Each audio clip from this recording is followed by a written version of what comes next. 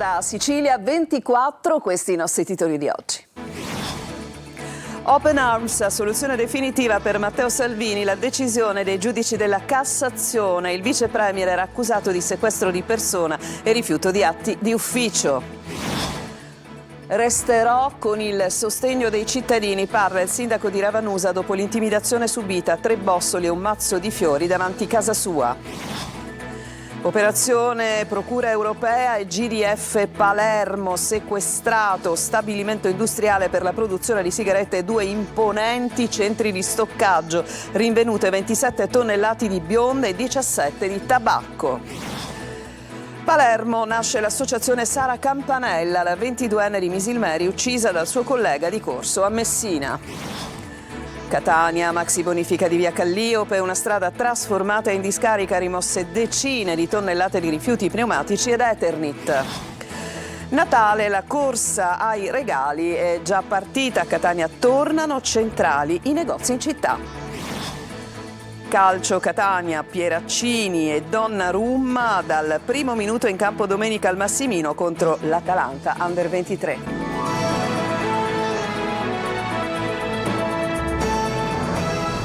Bentrovati, processo Open Arms, è definitiva la soluzione per il vice premier Matteo Salvini, accusato di sequestro di persone e rifiuto di atti di ufficio. Sentiamo Emanuela Corsi. Assolto. Diventa definitiva la sentenza di assoluzione per il vice premier Matteo Salvini, accusato di sequestro di persone e rifiuto di atti di ufficio per la vicenda Open Arms. I giudici della quinta sezione della Cassazione hanno messo la parola fine alla vicenda, rigettando il ricorso per saltum che permette di impugnare una sentenza di primo grado direttamente in Cassazione presentato dalla Procura di Palermo.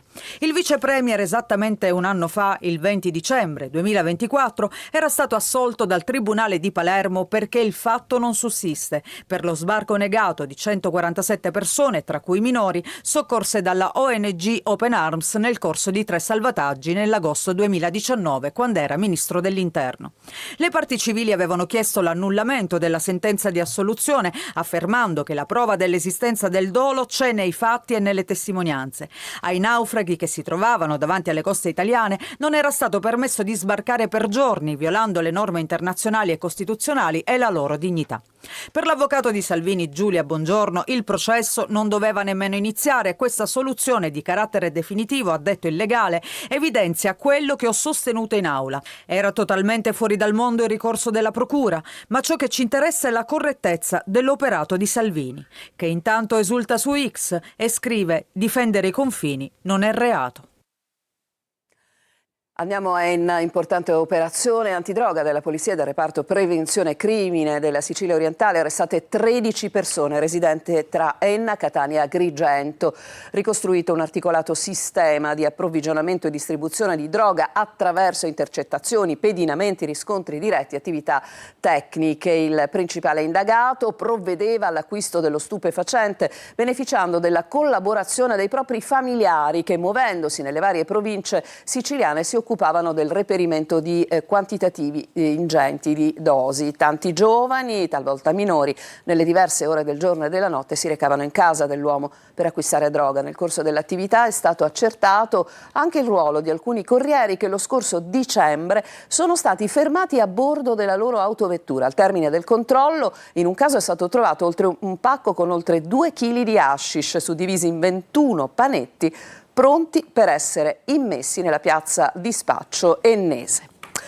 E adesso andiamo a Ravanusa, grave intimidazione ieri al sindaco della cittadina in provincia di Agrigento, vittima di un gesto pesante, dice di essere pronto a lasciare qualora la sua comunità non dovesse stargli accanto. Davide Sardo. 3 bossoli, una bottiglia contenente un liquido sospetto e un mazzo di fiori. È quanto il sindaco di Ravanusa, Salvatore Pitrola, ha trovato davanti all'ingresso della sua casa. Un gesto che viene interpretato come una chiara intimidazione. Il ritrovamento risale alla scorsa settimana, ma la notizia è stata resa pubblica soltanto adesso. Di fronte ad atti di questo genere, solo la risposta coesa e unita della mia comunità, con tutte le forze, con le associazioni culturali, con gli enti ecclesiastici, con la società civile, solo se la mia comunità risponde positivamente a atti di questo genere potrò trovare la forza, così come ho scritto nel post per andare avanti. Se dovessi percepire che la mia comunità dovesse preferire il grigiore al cambiamento, e allora lì a quel punto non esiterei neanche un secondo a lasciare perdere, perché solo se si è uniti la nostra comunità potrà dare le risposte che questo mio paese merita. Il sindaco ha presentato denuncia e l'episodio è stato immediatamente segnalato alle forze dell'ordine. Sono in corso accertamenti per risalire agli autori del gesto e chiarirne il movente. Nelle prossime ore il primo cittadino verrà convocato in prefettura. Numerosi messaggi di solidarietà arrivati nelle ultime ore dal mondo politico e istituzionale. Maxi operazione della Guardia di Finanza contro il contrabbando di sigarette, che è stata coordinata dalla Procura europea con sede a Palermo. Scoperto tra Pomezia e Ferentino un grande opificio clandestino capace di produrre fino a 4 milioni di sigarette al giorno. Sequestrate 27 tonnellate di sigarette, 19 di tabacco, materiali di confezionamento con marchi contraffatti e 4 auto articolati. Gli impianti, dal valore di oltre 2 milioni di euro, occupavano un'area di 4.000 metri quadrati. 7 persone di nazionalità bulgara e ucraina sono state denunciate per contrabbando e contraffazione. Per eludere i controlli venivano utilizzati jammer e rilevatori di frequenze. Le indagini si sono avvalse anche di droni, appostamenti e videosorveglianza. Le sigarette sequestrate avrebbero causato un danno all'erario e all'Unione Europea di oltre 7 milioni di euro, mentre il profitto illecito stimato superava i 700.000 euro al giorno. Cambiamo decisamente argomento, andiamo a Palermo, dove ieri c'è stato il battesimo dell'associazione Sara Campanella, la 22enne di Misilmeri uccisa dal suo collega di corso a Messina. Sentiamo Marco Gullà. Nasce l'associazione Sara Campanella, dedicata alla 22enne di Misilmeri, uccisa dal suo collega di corso a Messina. Oggi battesimo ai cantieri culturali della ZISA a Palermo. Un momento di riflessione e impegno civile in memoria della giovane studentessa e nel contrasto a ogni forma di violenza e indifferenza. Sara credeva veramente in questi valori. Sara era contro la violenza sulle donne, si è vista fino all'ultimo col suo no, che non voleva accettare di uscire con questo ragazzo. Quindi l'associazione è nata soprattutto per questo, per aiutare le persone deboli, e abbiamo anche ricevuto già anche da altre ragazze testimonianze che avevano paura a denunciare. Questa storia di Sara, che è una storia anomala, perché non è una storia come tutte le altre, qua si apre un capitolo veramente nuovo, hanno avuto il coraggio di denunciare questi ragazzi, questi molestatori. La tua luce continua a brillare in chi crede nella giustizia, nella scienza e nell'amore.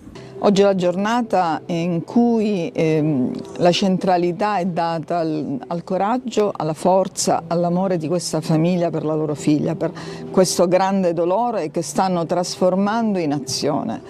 Fra l'altro mettendo in campo quello che era il sentire di Sara. La mamma mi ha raccontato di un diario dove Sara proprio parlava del contrasto che bisogna fare alla violenza di genere. L'iniziativa nasce dalla necessità di trasformare il dolore in memoria, impegno e amore per Sara e con Sara, ha invece detto Maria Concetta Zaccaria, madre della ragazza e presidente dell'associazione. Adesso ci spostiamo a Catania, dove sono partiti dei lavori di bonifica in via Calliope, una delle strade trasformate in mega discarica, rimosse decine di tonnellate di rifiuti, pneumatici ed eternit, le vie d'accesso presidiate dalla polizia municipale. Ma sentiamo Tonino De Mana. L'ultimo servizio denuncia lo avevamo fatto a novembre con le auto che avevano difficoltà persino a transitare. Era questo lo stato, anzi lo scempio, di via Calliope, una delle strade catanesi ridotte in discarica. Oggi è un via vai di mezzi, grandi e piccoli, che lavorano ad una maxi operazione di bonifica resa possibile grazie agli extragettiti e quindi a carico della regione.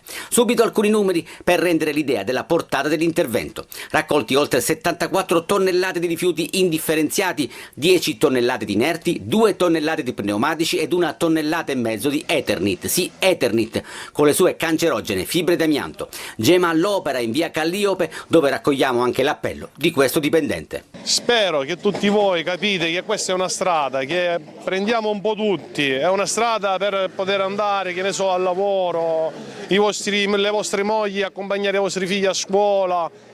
Cerchiamo di mantenerla pulita, è la nostra città alla fine.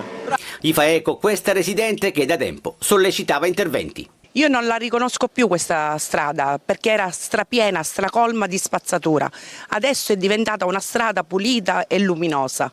Io veramente vi ringrazio di vero cuore, Antenna Sicilia, Massimo Pesce, il sindaco Trentino, vi ringrazio tantissimo perché adesso si respira un pochino in questa strada. Nelle prossime ore scatterà anche la bonifica di Fondo Romeo, la cui competenza per il servizio di raccolta è invece di Ecocar. Nel frattempo, in attesa di potenziare il servizio di videosorveglianza, gli accessi sono presidiati giorno e notte dalla polizia locale.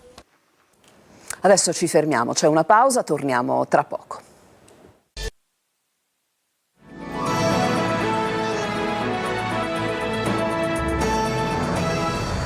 Seconda parte di Sicilia 24, almeno per le feste natalizie, vorrebbero rimanere in quella casa, una casa invece che dovranno lasciare perché per assenza, per mancanza di lavoro non riescono più a pagare l'affitto. È la storia di un padre e di un figlio che ci racconta Marco Gullà. Signori miei, siamo a Natale, ma è normale buttare per strada un padre di famiglia o un figlio? Massimo ha 66 anni, un figlio a carico e vive a Palermo. Da quando ha perso il lavoro non è più riuscito a pagare l'affitto e ora è destinatario di un provvedimento di sfratto. Ha perso la moglie un anno fa e tutto per lui è crollato. Non riesce a pagare l'affitto né si può permettere un'altra casa perché nessuno vuole affittargliela perché non può dare garanzie. Percepisce un sussidio di 490 euro. Già in questo momento siamo senza soldi. Mia moglie non c'è. È morto un anno fa e da quel momento le cose sono andate sempre a peggiorare. Il proprietario ieri è stato chiamato da me e mi ha detto tassativamente, ha detto guardi mi dia 10 giorni di tempo. Assoluto, se ne deve andare, non mi interessa. Io sono in torto perché lo capisco, ma di solito si sente sempre dire a Natale, ci sono i miracoli, qualcuno arriva, no? Ti aiuto io, ma qua, ma l'aiuto dov'è? Ma chi è che ci sta aiutando? Cioè chi è che ci sta aiutando? Siamo soli, io qua non ho parenti che mi possono aiutare. Da 20 anni che Massimo e suo figlio vivono in questa casa, adesso chiedono solamente di trascorrere le feste e poi andare via. L'alternativa è andare in un dormitorio. Vedo siamo a Natale, cioè essere buttati per strada a Natale. L'altro giorno Benigni in televisione parlava di bontà, ma la bontà non ce la faccio a parlare. C'è la bontà di cosa? La bontà di cosa a 66 anni? Di solito sotto questo periodo tutti sono buoni, è il periodo più buono dell'anno, è giusto, vediamo quello che si può fare, non si può fare. Qua non si sta facendo niente, non si sta facendo niente. E a questo punto parliamo di regali di Natale, parte la corsa ai regali, i consumi sono in ripresa, secondo Confesercenti Ipsos quasi 20 milioni di italiani a caccia di doni tornano centrali i negozi e noi siamo andati a vedere se davvero è così con Eva Spampinato. Un cadeau, un regalino, sì, per mia sorella. Stiamo cercando qualche regalo per la famiglia, fidanzato, amici. Il Natale entra nel vivo e la corsa ai regali accende città e vetrine. Tra oggi e la vigilia saranno circa 20 milioni gli italiani in cerca degli ultimi doni da mettere sotto l'albero per un giro d'affari complessivo di quasi 10 miliardi di euro. Secondo il sondaggio Confesercenti Ipsos, la spesa media è di 250 euro a persona. Quanti regali e quanto budget? Una ventina, budget non lo sto tenendo a mente. In media si faranno 8 regali a testa, soprattutto abbigliamento, profumi e giocattoli. Negozi anche di, come dire, benessere, trucco, cosmetica. Ho già finito, principalmente pigiami e articoli per la casa. Io mi indirizzo per lo più verso la musica per i miei amici o parenti. E c'è una certezza, il negozio di quartiere torna protagonista. Il 62% dei consumatori sceglierà infatti punti vendita fisici davanti a supermercati e mercatini di Natale. Siamo qua in questo momento appunto per comprare i regali, quindi negozi del centro almeno per noi. Stiamo facendo il Babbo Natale segreto. In cosa consiste? Estraiamo dei nomi senza dire all'altra chi è capitato, facciamo il regalo a sorpresa. Tra i classici del Natale non possono mancare i gioielli. Il 25% degli italiani ne metterà uno sotto l'albero, anche se l'oro diventa sempre più un bene di lusso. Si tende a spendere sempre di meno sul bijou, mentre sulla gioielleria invece ormai la fascia c'è sempre più richiesta di prodotto di gioielleria. Tra luci, pacchetti e sorrisi il Natale torna a scaldare i consumi. Budget a parte, l'importante è mettere sempre un po' d'amore. E oggi la fiamma olimpica farà tappa a Catania tra i tedofori Tania Di Mario, campionessa olimpica di pallanuoto, e il capitano della nazionale di futsal e della meta Catania, Carmelo Musumeci. Il corteo attraverserà un percorso di 10 km con partenza da via Acquicella Porto per arrivare in Piazza Duomo a partire dalle 16:30 di oggi. Per agevolare il passaggio della torcia olimpica saranno chiuse al traffico diverse vie del centro storico. Noi adesso ci fermiamo ancora e poi chiuderemo con il calcio per occuparci del Catania. A tra poco.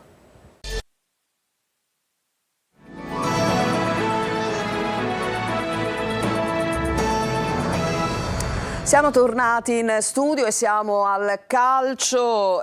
Pieraccini e Donnarumma dal primo minuto. Domenica prossima in campo al Massimino il Catania sarà contro l'Atalanta Under 23. Toscano, lo ricordiamo, deve fare i conti con la squalifica di Di Gennaro. Ma sentiamo Francesco Triolo.